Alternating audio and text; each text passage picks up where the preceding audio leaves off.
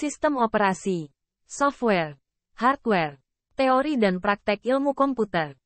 Definisi dan tujuan. Sistem operasi adalah perangkat lunak yang bertanggung jawab untuk mengatur sumber daya komputer, seperti CPU, memori, perangkat input-output, dan penyimpanan. Tujuan utama dari sistem operasi adalah menyediakan lingkungan yang efisien dan nyaman bagi pengguna untuk menjalankan aplikasi dan tugas-tugas komputasi. Manajemen sumber daya. Sistem operasi mengelola sumber daya komputer, termasuk alokasi CPU, manajemen memori atau RAM, manajemen perangkat input-output, dan manajemen penyimpanan. Ini memastikan bahwa sumber daya digunakan secara efisien dan aplikasi dapat berjalan dengan lancar.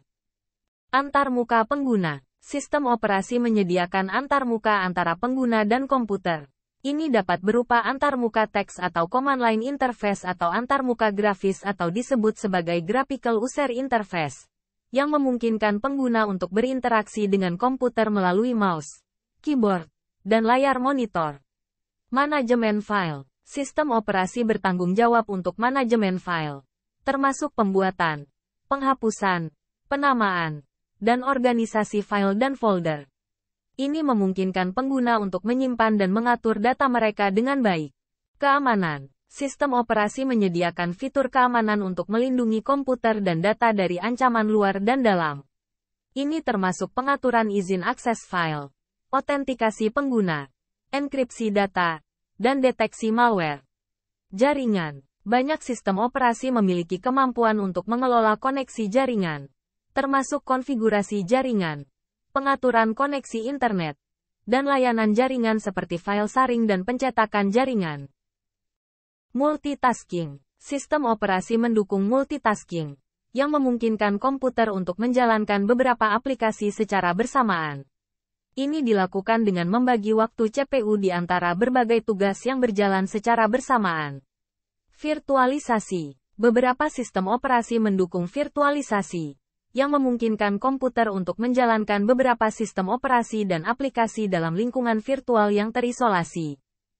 Update dan pemeliharaan. Sistem operasi memerlukan pemeliharaan reguler, termasuk pemasangan update keamanan, perbaikan bug, dan optimalisasi kinerja.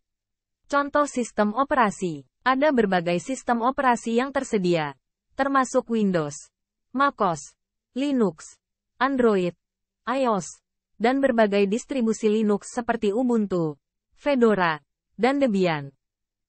Komponen-komponen sistem operasi. 1.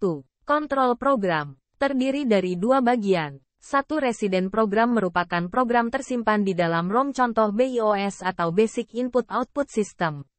2. Transient program merupakan program tersimpan di dalam disket atau hard disk contoh DOS atau Disk Operating System.